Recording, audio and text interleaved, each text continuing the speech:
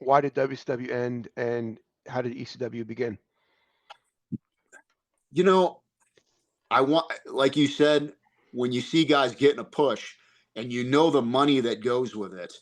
I also, at that same time, uh, towards the end of '99, I saw how well Edge and Christian were doing in the WWF. And I think the worst thing that happened to me was when they told me how much they were making. And all of a sudden, my WCW deal seemed like a pittance. I'm like, oh, I want some of that, right? Right. Sure. And that, along with DDP, had got a hold of me. And he's like, listen, he goes, you might need to go away for a while. He goes, I wanted to go to WWF. That's what like I just said, those guys were making a fortune. They were the tag team champions. And man, if I could just be in that mix, and I felt like I could at that given time, and they thought I could too.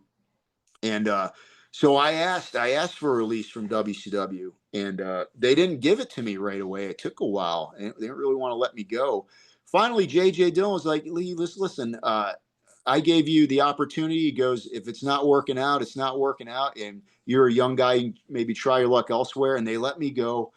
Had a couple tryouts with WWF. They didn't hire me. And that's when Raven, who I became friends with in WCW, said, why don't you try ECW? And I'm like, oh my gosh, we used to watch, you mentioned Disco in Canyon, and we used to watch that ECW show on midnights down here when we were in WCW and go, these guys are out of their mind. This is awesome, but we'll never work there. I mean, that's not, they were so far from the style that we did, but it was interesting because it was different. You know what I mean? And then Raven got over on there and came to WCW and got a big push. And so did Sandman and Perry Saturn, a lot of guys. So, all right, I'll give it a shot. And Paulie, never met him. Dreamer, never met them. I think on Raven's word, they gave me a look, and then that I had some TV experience. And I went in there the first night, and I had a match with Little Guido, I think it was, in Poughkeepsie, New York, the Mid-Hudson Civic Center, where all the TVs were when I was a kid again. And here I'm in this building where Andre, everybody worked. And I was like, man, I don't know how these people are going to react to me. They might not even know who I am. You know what I mean? It was really nerve wracking. And when I went out there, I had instant heat just for being a WCW wrestler. And I won't say what they were chanting because it was profane and it involved me and Bischoff doing things. But I thought that was the greatest thing ever. I loved that so much because that meant they knew who I was. And now I got a gimmick here. I'm the evil WCW. I work holds and I don't do tables and chairs or, I just wrestle a basic style and I pose and stuff. And I had heel heat the first night and I got that job because of that. What was your first impression of Paul? Well, I was familiar with him on TV as a manager and all that. And I thought he was great then. But when he started using me with Simon Diamond and pushing me, he used to do stuff that to this day I'd never seen another promoter or a booker do. He was more like a coach, and what he would do is, like, if me and Simon Diamond had a promo, he would actually come up and get in our face and do the promo the way we would do it with our facial expressions and our, yeah, listen, Dad. Yeah, it was amazing. And it would really fire you up right before you'd shoot this promo. And then he'd grab you before a match and do the same thing. And we did a thing in Philly at ECW Arena with Bobby Eaton. Beautiful Bobby was a surprise. Wow. And I forgot the angle, what it was, but he came out and we fed him. He bumped this, and me and Simon and CW were like popcorn for this guy. And the place went nuts. And we come back and Paulie did you feel that heat out there? So he could really psych you up, and he couldn't wait to come the next day. So he was a coach. He was the only booker that was a coach that would really fire you up individually. Like, he knew everyone's gimmick and everybody's personality, and he could do it. He could do an impression of all of his wrestlers. I thought that was great. Is that where you first met Simon? Yeah. That's where I first met him. He was doing something else at the time, and I was just they were giving me matches. I had some good matches with Kid Cash. Like I said, Little Guido, Chili Willie and I had some good matches, but no real angle yet. And I'd been working for him maybe 2 or 3 months, all the TVs. and we came to a TV in Atlanta where I live. And the Dreamer is the agent comes up to me and Pat, and he goes, Simon, I just gave his real name. I'm going to give you his address and phone number too, so you can pass him. Goes, do you guys want to have a match against each other, or there's Dusty's got two of his students here, you guys can tag up against them? And we both looked at each other. Well, first of all, we're both heels. We get over as heels, so let's not work together. That'll get confusing.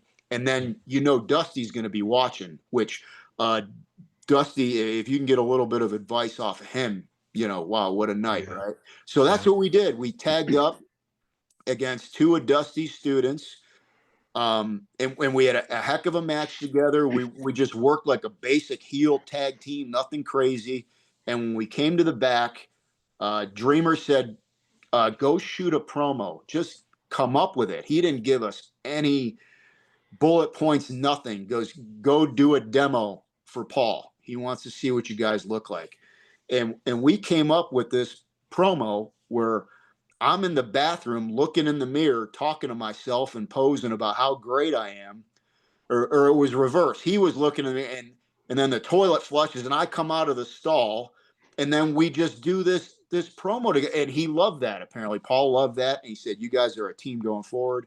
And man, he put the rocket on us right away. We were beating everybody. We were laying out everybody. We were beating up Dreamer, getting all the heat, and going, we're going to run with the belts. That's what he loved it just off that promo. One promo is what made him gave us a job. How long were you guys a team before ECW shut down? All the way to the end. Yeah, we worked the last pay-per-view in January of 2001.